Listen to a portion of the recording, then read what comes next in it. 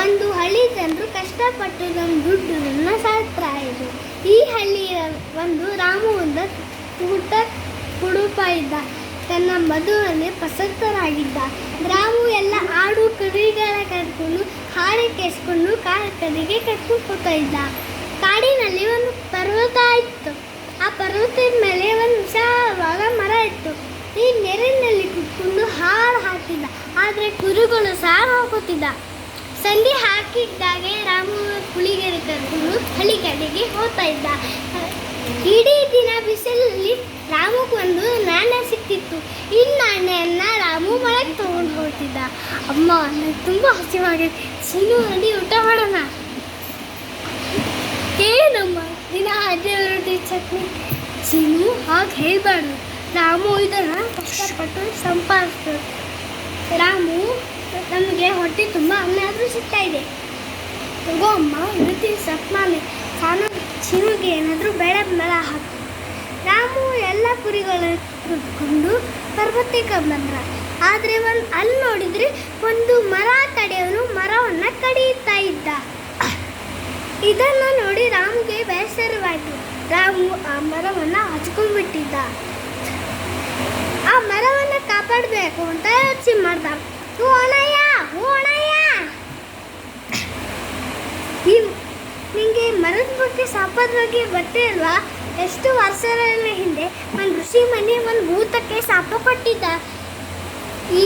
ಈ ಮರದಲ್ಲಿ ಒಂದು ಬುದ್ಧಿ ರಾಕ್ಷಸ ಇರುತ್ತೆ. ಯಾವುದೇ ರೀತಿ ಮರ ಮುಟ್ಟಿದ್ರೆ ಆ ಜೀವನವನ್ನು ತೆಗೆದೇ ಬಿಡುತ್ತೆ. ಆ ರಾಕ್ಷಸಿ ಬರೋ ಮುಂಚೆ ನಿನ್ನ ಜೀವ ತೆಗೆಯೋಕೆ ಮುಂಚೆ ಇಲ್ಲಿಂದ ಓಡೋಗ್ಬಿಡು. ಮರ ಕಡೆಯವನು ಬೀಳದ್ದು ನೋಡಿ ರಾಮನಿಗೆ ಶುರು ಮಾಡ. ರಾಮು ಅದಕ್ಕೆ ಪಕ್ಕದವಾಯ್ತು. ತುಂಬ ಧನ್ಯವಾದ ರಾಮು, ನೀನು ನನ್ನ ಜೀವನ ಉಳಿಸ್ತೆ. ನೀನು ತುಂಬ ಒಳ್ಳೆಯ ವ್ಯಕ್ತಿ. ನಾನು ನಿಂಗೆ ಒಂದು ವರ ಕೊಡ್ತೀನಿ. ಒಂದು ಸಾಮಾನ್ಯ ಗಂಟೆ. ಇದರಿಂದ ಏನಾಗುತ್ತೆ? ಇದು ಸಾಮಾನ್ಯ ಗಂಟೆ ಅಲ್ಲ, ಜಾದುವಿನ ಗಂಟೆ. ಈ ಗಂಟೆ ಸಂಗಡಿಯಿಂದ ನಿಂಗೆ ಯಾವ ಊಟ ಬೇಕು ನಿಂಗೆ ಸಿಕ್ಬಿಡುತ್ತೆ. ನಿಂಗೆ ಧನ್ಯವಾದ.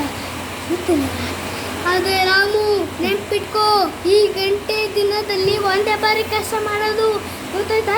ಧನ್ಯವಾದ. ಆ ರಾಮು ಆ ಗಂಟೆನ ಮನೆಗೆ ತಗೊಂಡು ಹೋಗ್ತಿದ್ದ. ಅಮ್ಮ ನೋಡು, ನಾನು ತಗೊಂಡ್ಬಂದಿದ್ದೀನಿ ಅಂತ. ಇದೇನು? ಒಂದು ಮಾವಳಿ ಗಂಟೆ ಅಷ್ಟೇ. ಈ ಗಂಟೆ ತಗೊಂಡು ಏನು ಮಾಡೋದು ಅಣ್ಣ? ಅಯ್ಯೋ ಚಿಂದು, ಇದು ಸಾಮಾನ್ಯ ಗಂಟೆ ಅಲ್ಲ. ಈ ಗಂಟೆ ಸಾಯಿನಿಂದ ನಿಮ್ಗೆ ಯಾವ ಊಟ ಬೇಕು ಸಿಕ್ಬಿಡುತ್ತೆ. ನಿಜವಾಗ್ಲೂ ಅಣ್ಣ, ಸರಿ ಹಾಗಂತ ಕೇಳೋಣ. ಸರಿ, ನಿಮ್ಗೆ ಏನು ಊಟ ಬೇಕು ಅಂತ? ನನಗೆ ರೋಟಿ, ಅನ್ನ, ದಾಲ್, ಬನ್ನಿ, ಇದನ್ನು ತಿನ್ನಬೇಕು. ಇದು ನಿಜವಾಗ್ಲೂ ಜಾದುನೆ. ನಾ ಹೇಳಿದ್ದೆ ತಾನೇ ಅಮ್ಮ? ಯಾಕಂದ್ರೆ ಅವನಿಗೆ ತಿನ್ನೋದು ಪರ್ವತಕ್ಕಂಬಲ್ಲ. ಯಾಕಂದರೆ ಅವನಿಗೆ ತಿನ್ನೋದ್ರ ಬಗ್ಗೆ ಯೋಚನೆ ಇಲ್ಲ. ರಾಮ್ಗೆ ತುಂಬಾ ಹಸಿವಾಗಿತ್ತು. ಅವನು ಮನೆಗೆ ಬಂದ. ಮನೆಗೆ ಬಂದು ನೋಡಿದರೆ ಸೀನು ಈಗ ಊಟವನ್ನು ತರಿಸ್ಕೊಂಡ್ಬಿಟ್ಟಿದ್ದ. ಮತ್ತೆ ಎಲ್ಲ ಖಾಲಿ ಆಗಿಬಿಟ್ಟಿತ್ತು. ಅವನು ಮತ್ತೆ ಗಂಟೆ ಬಂದ. ಈ ಸಲ ಏನೂ ಬರಲಿಲ್ಲ. ಅವನಿಗೆ ಆ ಮಾತು ನೆನಪಾಯಿತು. ಮಾಯಾಗಿ ಗಂಟೆ ದಿನದಲ್ಲಿ ಒಂದೇ ಬರ ಕೆಲಸ ಮಾಡೋದು. ತನ್ನ ಹಸಿವು ಖಾಲಿಯಾದ ಪಾತ್ರೆಗಳನ್ನು ನೋಡಿ ರಾಮುಗೆ ಸ್ವಲ್ಪ ಕೋಪ ಬಂತು. ಅವನು ಯೋಚನೆ ಮಾಡಿದ, ಇದು ಸಿಕ್ಕ ಅಂತ ಗಂಟೆ ತನಗೆ ಸಿಕ್ಕಿತ್ತು. ಹಾಗಾಗಿ ಅವನು ಮರದಂತ ಗಂಟೆಯನ್ನು ಸಗೊಂಡು ಹೋಗೋದು ಅಂತ ಯೋಚಿಸಿದ. ರಾಮನ ಗಂಟೆಯನ್ನು ತಗೊಂಡು ಹೋದ. ಇಲ್ಲಿ ಮನೆಯಲ್ಲಿ ಸೀನು ಮತ್ತು ತಾಯಿ ಗಂಟೆಯನ್ನು ಹುಡುಕ್ತಾ ಇದ್ರು. ಅವ್ರು ಬೆಳಗ್ಗೆಯಿಂದ ಏನೂ ತಿಂದಿರಲಿಲ್ಲ. ಅವನಿಗೆ ತುಂಬಾ ಹಸಿವಾಗಿತ್ತು.